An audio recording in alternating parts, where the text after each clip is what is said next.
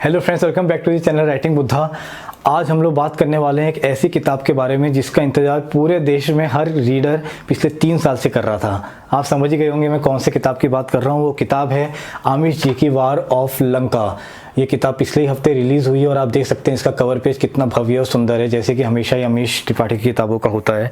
मेरे पास इस किताब का एक और वर्जन है जो मेरे पास आया है ऑथर के पास से ही, और आप इसकी भी पैकेजिंग देख सकते हैं कितनी सुंदर है। ये ऑथर को अपने कुछ चुनिंदा लोगों को भेजते हैं और I am quite lucky to be receiving this since last all the years he has been writing। अब बात करते हैं इस किताब के बारे में। हम सभी को पता है कि रामचंद्र सीरीज़ 2015 से रिलीज़ हो रही है। पहली किताब राम, दूसरी किताब सीता, तीसरी किताब रावण के बारे में थी और ये एक हाइपरलिंक कॉन्सेप्ट के साथ लिखी गई थी, जहाँ पे ये तीनों ही किताब में इन तीनों ही किरदारों के पैदाइश से लेके सीता जी के अपहरण तक की कहानी थी। अब इस किताब में फाइनली ये तीनों कैरेक्टर्स मिलते हैं और लंका का अभ्युदय होने वाला है। ये किताब उस बारे में है। 475 पेजेस में ये किताब लिखी गई है और इसको हार्पर कॉलिंस ने पब्लिश किया है। अमिश जी की बात करूं तो उन्होंने पूरी तरीके से अपनी क्रिएटिव लिबर्टी का फ़ायदा उठाया है और अपनी तरीके से रामायण को लिखा है। यहाँ पे बहुत से इंसिडेंट ऐसे हैं जो जब आपको लगता है यार ये तो मैंने पढ़ा हुआ है, क्योंकि हम सभी ने रामायण पढ़ी है, देखी है, आपको लगता है वाह अब तो मुझे पता है क्या होने वाला है, बस तभी अमिश जी का गूगली आ जाता है और वो पूरा इंसिडेंट एक तरीके से ट्रांसफॉर्म्ड वे में आपके सामने आता है। चाहे वो हनुमान जी का संजीवनी बूटी का पहाड़ उठाने वाला सीन हो, सीता जी के जन्म की कहानी, बाली के डेथ की कहानी, या क्यों राम सेतु को इस किताब में नल सेतु बुलाया जा रहा है, इस सभी को इस तरीके से बतला है अमिश जी ने कि आपको पढ़ के बड़ा आश्चर्यचकित होगा कि उन्होंने ये रेफरेंस पॉइंट या इस तरीके से इन सब ट्रांसफॉर्मेशन को सोचा कैसे है। अब बात करूँगा कि किताब लिखी किस लैंग्वेज में है, इन द सेंस ईजी या हार्ड। सो बहुत ही ईजी है, आप इसको बड़े आराम से पढ़ सकते हो। बहुत छोटे छोटे सेंटेंसेस इस्तेमाल किए हैं ऑथर ने। उन्होंने बिल्कुल सोचा नहीं कि इंग्लिश वाले उनको क्या बोलेंगे, ग्रामर नाइजीस और एलिटिस्ट लोग उनको क्या बोलेंगे, वो वैसे भी सोचते नहीं हैं। वो पहले रीडर्स की ईज़ के बारे में सोचते हैं। यही कारण है कि ये किताब में इतने छोटे छोटे सेंटेंसेस, इतने अच्छे अच्छे वर्ड्स इस्तेमाल किए गए हैं, इस तरीके से नरेट किया गया है कि मैं ये 475 पेज की किताब को सिर्फ 2 दिन में ख़त्म कर पाया। इनफैक्ट एक दिन तो मैंने कल 300 पन्ने पढ़ डाले इसके एक दिन के अंदर। तो आप समझ सकते हो कितने आसान भाषा में ये किताब को लिखा गया है। अब बात करता हूँ डिस्क्रिप्शंस के बारे में। इतने अच्छे तरीके से डिस्क्राइब किया है, चाहे वो कोई आदमी हो या चाहे कोई सीन हो, कि आप पूरा रिलेट कर पाओगे कि वो क्या हो रहा है। मतलब ऐसा लगता है कि आप जैसे अंधे हो और आप फिल्म ही देख सकते हैं, आपके साइड में कोई बैठा है और आपको सेकंड दर सेकंड की कहानी बता रहा है बिना एक भी मोमेंट मिस हुए। इस तरीके से चीज़ें लिखी हुई हैं। तो कई बार तो लगता है वो सीन आपके सामने हो रहा है, आप इतना अच्छे से विजुअलाइज कर सकते हो। कभी आपको लगता है कि वो आप ही के बारे में बात हो रही है। So kudos to the author that he could manage creating something like that just through his words. अब बात करते हैं, क्योंकि हम सभी को पता है एपिक में हमारे रामायण हो या महाभारत तो कैरेक्टर्स बहुत होते हैं, और जब ये किताब के स्टार्टिंग में ही उन्होंने पूरे कैरेक्टर्स की लिस्ट दी हुई है तो मुझे लगा यार बार बार पलट पलट के लगता है पहले पन्ने को खोलना पड़ेगा। पर उन्होंने इस तरीके से इस किताब को लिखा हुआ है कि जब भी किसी भी कैरेक्टर को अगर पहले 3 किताब में बताया भी गया है और अगर इस किताब में पहली बार उसका वर्णन हो रहा है तो उन्होंने उसका एक कॉन्टेक्स्ट दे दिया है, या कोई भी इंपॉर्टेंट सीन हो रहा है तो उसका पहले क्या था हिस्ट्री, वो उसका भी कॉन्टेक्स्ट दे दिया है। तो मुझे बड़ी खुशी हो रही है बताते हुए और अचंभा भी कि इवन दो ये एक सीरीज़ में 4थी किताब है, बट अगर आप गलती से पहले 3 नहीं भी पढ़ते हो और आप इसको उठा लेते हो तो आपको ऐसा लगेगा नहीं कि आप कुछ मिस कर रहे हो। और ये बहुत बड़ी बात है और ऑथर के इस एफर्ट को दाग देनी चाहिए कि उन्होंने ऐसा कुछ क्रिएट कर पाया, इवन दो कितने सारे कैरेक्टर्स हैं और कितना कुछ होता है रामायण जैसी कहानी में। अब मैं बात करूँ एक स्पेशल क्वालिटी की जो अमिश जी की मैंने इस बार बहुत अच्छी तरीके से नोटिस की, वो है जैसे कि वो एडजेक्टिव्स और एडवर्ब्स को यूज़ करते हैं कोई भी चीज़ को डिफाइन करने के लिए।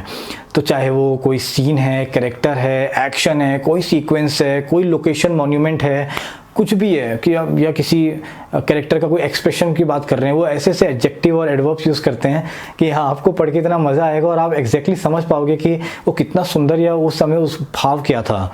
तो अगर किसी को भी लिखने का शौक़ है और वो सोचता है कि मैं समझा नहीं पाता हूँ अपनी चीज़ों को, तो ये किताब पढ़ें अमिश जी की, आपको समझ में आएगा कि एडजेक्टिव और एडवर्ब्स का इस्तेमाल कैसे करके अपनी चीज़ों को ज़्यादा एक्सप्रेसिव बनाया जा सकता है।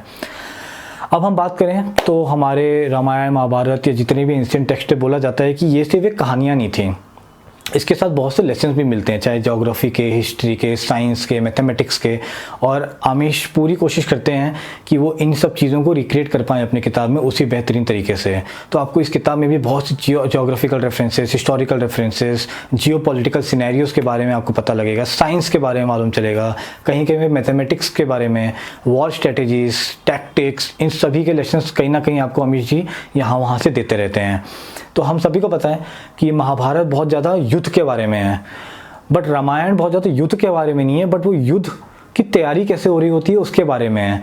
तो इसका इस्तेमाल जब ऑथर करते हैं समझाने के लिए, वहाँ पे वो बताते हैं कि कोई भी चीज़ हमारे रिलीजन में ऐसी नहीं लिखी हुई, सबका कुछ ना कुछ साइंटिफिक इन्फरेंस है। तो जैसे हम कहते हैं कि पत्थर फेंका गया, वो तैरने लग गए, बट वो कैसे समुंदर पे टिके रहे, कैसे वो इतना भार उठा पाए, उसका एक पूरा साइंटिफिक लॉजिक देने की कोशिश करी है ऑथर ने, जो मुझे पढ़ के बड़ा मज़ा आया और समझ में आया कि ये सब चीज़ें सिर्फ कहानियाँ ही नहीं हैं, कहीं ना कहीं इनके पीछे सच्चाई है और किस वजह से है और कैसे है, वो सब एक आमिश जी उसके पीछे एक लाइट देने की कोशिश करते हैं, जो कि बहुत ही अच्छी बात है। अब बात करूं एक ऐसी चीज़ के बारे में जिसके कारण कई एक सेक्शन है जो अमीश जी का फ़ैन है, मैं भी, अब वो है वो जिस तरीके से फ़िलोसॉफिकल एस्पेक्ट का अपने किताबों में इस्तेमाल करते हैं। तो इस किताब में ख़ास करके वो फ्लैशबैक्स को यूज़ करते हैं, एकदम से कहानी चल रही होगी वॉर के बारे में और आपको ले जाएंगे किसी न किसी फ्लैशबैक में और वहाँ पे कैरेक्टर्स का कन्वर्जेशन हो रहा होगा, या इवन इन प्रेजेंट कैरेक्टर्स के कन्वर्जेशन के थ्रू, तो चाहे वो सीता और रावण के बीच में हो, चाहे वो बाप बेटे रावण या इंद्रजीत के बीच में हो रहा हो, या भाइयों के बीच में रावण कुंभकर्ण या राम और उनके भाइयों के बीच में बात हो रही हो, या विश्वामित्र वशिष्ठ बात कर रहे हो आपस में, उन सभी में आपको कहीं ना कहीं फिलोसॉफिकल एस्पेक्ट मिलेगा। और ये बहुत अच्छे फिलर की तरह आता है बीच में कि एकदम से वॉर चल रहा है, फिर ऐसा लगता है आपको ऐसा रीडर ब्रेक दे दिया गया है कि आप थोड़ा सा फिलोसॉफिकल एस्पेक्ट पढ़ लो, खुशी क्या होती है, सक्सेस क्या होती है, पैसा क्या होता है, और टेंशन में कैसे आप डील करते हो चीज़ों को, एलिटिस्ट लोग कौन है, नेपोटिज्म क्या चीज़ होती है, वो कैसे अफेक्ट कर रही है समाज को, इन सभी के बारे में बात करी जाती है। इसी के साथ साथ आमिश जी की बहुत अच्छी क्वालिटी है कि वो आज के सिनेरियो को रामायण या शिव जी के टाइम पे डाल देते हैं। तो आपको सर्जिकल स्ट्राइक, कोरोना जैसे पैंडेमिक, वैक्सीनेशन कैसे हमारे भारत जैसे आज नीडी देशों को पहुंचा रहा है, कैसे उस समय भी ये हो रहा है, ये सब चीज़ों को कहीं ना कहीं उस कहानियों में डाल देते हैं। सबरीमाला के कल्चर को, ये सब कहीं ना कहीं आपको आमिश जी के कहानी में जो आज हो रहा होता है वो उस ज़माने में रामायण के स्टोरी में भी मिलेगा। तो इस तरीके से बहुत खूबी से इस चीज़ों को रिलेट करते हैं और अपनी फ़िलॉसफी को बिल्ड करते हैं। कहीं ना कहीं उनके मन में क्या एस्पेक्ट है किसी भी चीज़ों का, वो दर्शा देते हैं बड़े आसान तरीके से कि आपको हर्ट भी नहीं होता और आप सोचते हो कि ये जो बोला गया है ये सही है कि नहीं। अब अनफॉर्चुनेटली बात करते हैं किताब के ड्रॉबैक्स के बारे में। तो जैसे कि मैंने कहा ये किताब बहुत मोटी, आप देख सकते हो 4 से 75 पेज हैं और राम, रावण और सीता ये तीनों ही किताब लगभग 375 पेज में लिखी गई थी। तो ये किताब उनसे 100 पेजेस ज़्यादा है। सच बोलूं तो 100 पेजेस ज़्यादा की कोई ज़रूरत नहीं थी, ये किताब भी आराम से 350 से लेकर 375 पेजेस में लिखी जा सकती थी। बहुत ज़्यादा ओवर डिस्क्रिप्शन है, कुछ सीन्स तो इतने ज़्यादा उन्होंने लंबे चौड़े कर दिए हैं कि वो एग्जॉस्टिव और बोरिंग भी हो जाते हैं कभी कभी, और सर चाहते तो बहुत सी चीज़ों को कट शॉर्ट कर सकते थे। फिर जैसे कि सेतु बन रहा है या जब पहली बार लंका के अंदर हमला होने जा रहा है या आर्मी का सेटअप हो रहा है, उन सब सीन्स को बहुत ज़्यादा टाइम दे दिया अमीश जी ने, जस्ट बिकॉज जैसे कि मैंने आपको बताया Ramayana is more about how the preparation for the war was being done. तो उसको बहुत ज़्यादा प्रोमिनेंस देने के चक्कर में किताब बहुत ज़्यादा लंबी हो गई है, इसको कंट्रोल किया जा सकता था। जब हम रामायण की बात करते हैं तो राम और सीता ये हमारे हीरोज़ हैं। अनफॉर्चुनेटली इस किताब में दोनों के बारे में ही ज़्यादा वर्णन नहीं है। हाँ, यहाँ पे वर्णन ज़्यादा हो रहा है रावण के भाई कुंभकर्ण, उनके बेटे इंद्रजीत के बारे में, मरीच के बारे में, या राम जी के तीनों भाइयों के बारे में। इनफैक्ट मैं आपको बोलूँ तो हनुमान जी का रोल भी बहुत शॉर्ट कर दिया गया है, जबकि हमको पता है असली रामायण में हनुमान जी का कितना लंबा रोल है। तो ये मेरे को थोड़ा मज़ा नहीं आया, क्योंकि मुझे लगा था जैसे कि शिवा ट्रायलॉजी में शिवा को एक लार्जर देन लाइफ एक्सपीरियंस की तरह बताया गया था, उस तरीके से कुछ राम जी के बारे में भी होगा इस किताब में फाइनली, बट ऐसा कुछ मुझे मिला नहीं है, जिससे मैं काफ़ी डिसअपॉइंटेड हो गया। फिर बहुत से जैसे कि इंपॉर्टेंट कैरेक्टर्स हैं रामायण में, जामवंत हो गए, सुग्रीव हो गए, अंगद हैं इस किताब में, लेकिन बहुत छोटे से पार्ट के लिए, इन सबको जो गायब कर दिया गया, ऑलमोस्ट विलुप्त से हो गए हैं इस कहानी में। तो वो थोड़ा मज़ा नहीं आता, बिकॉज आप कहीं ना कहीं इनको ढूंढ रहे होते हैं और आपको मिल नहीं रहे होते हैं। फिर मैं बोलूँ चूँकि आप रामायण जैसे एक एपिक को उठा रहे हो और आप उसको अपने वर्जन में लिख रहे हो, तो एक्सपेक्टेशन होती है कि चलो रामायण जितना तो नहीं, लेकिन एटलीस्ट 75% तक तो उसको मीट करेंगे ऑथर अपने तरीके से भी, तो मज़ा आ जाएगा। अनफॉर्चुनेटली यहाँ पे मुझे उतना मज़ा आया नहीं। मेरे को ऐसा लगा कि ओरिजिनल रामायण ही कोई पढ़े तो ज़्यादा मज़ा आएगा उसको, rather than reading this version of it. Same उसी तरीके से रावण का जो कैरेक्टर है, मेरे को था कि वो कैसे, जब पहली बार राम से मिलेंगे तो क्या होगा क्या नहीं होगा। वो इतने फ्रेंडली तरीके से मिलते हैं, इतना एक्स्ट्रा स्वीट दिखाया गया है रावण को, इतनी अच्छी अच्छी बातें कर रहे हैं।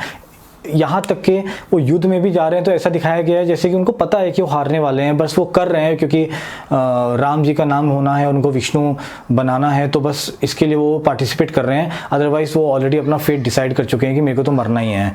तो ये जो एक अनकम्पिटिटिवनेस एक रावण के पूरे प्रोफाइल में दिखाया गया है, उसमें मज़ा नहीं आया। उनका जो अहंकार है उसको तो एकदम गायब सा ही कर दिया है पूरे कहानी में। तो that is another thing that I could not gel up with. So overall अगर मैं बात करूँ तो ये किताब अच्छी है, आपको बिज़ी रखती है। 500 के पेजेस इतने अच्छे तरीके से लिखे गए हैं कि आप पढ़ते ही जाओगे। हाँ, कभी कभी बोरिंग एग्जॉस्टिव हो जाती है जैसे कि मैंने बताया, but it is still one of the good books. मैं इसको 4 स्टार्स दूंगा 5 में से। पर अगर आप मुझसे पूछेंगे तो आई विल स्टिल से कि रामचंद्र सीरीज़ के चारों किताबों में अभी भी Ravana is my favourite. And मेरे को बहुत उम्मीद है क्योंकि ये किताब फिर से यहाँ पर ख़त्म हो गई है अधूरी कहानी के साथ, और अभी एक लास्ट किताब आना बाकी है इस सीरीज़ में। और वो किताब अमीर जी कब लाएंगे, आई होप सो वापस 3 साल ना लग जाए। तो मैं बहुत एक्साइटेड हूँ। कहीं ना कहीं मेरा गट फीलिंग बोलता है कि उस किताब में कुछ ऐसा होने वाला है कि शायद वो अमित त्रिपाठी जी की सबसे बेस्ट किताब भी हो सकती है। तो सबसे पेनफुल पार्ट अमित जी को पढ़ने का यही है कि उनकी किताबों का अगले पार्ट का वेट बड़ा गंदा करना पड़ता है। तो यही था, और मेरे को उम्मीद है कि आप सब इस किताब को पढ़ेंगे और हमारे कल्चर के साथ और थोड़ा जुड़ने की कोशिश करेंगे। अगर आपको ये रिव्यू पसंद आया हो तो कृपया इस वीडियो को लाइक और शेयर करिएगा और चैनल को सब्सक्राइब जरूर करिए। Let's hope that we grow up soon. Thanks a lot.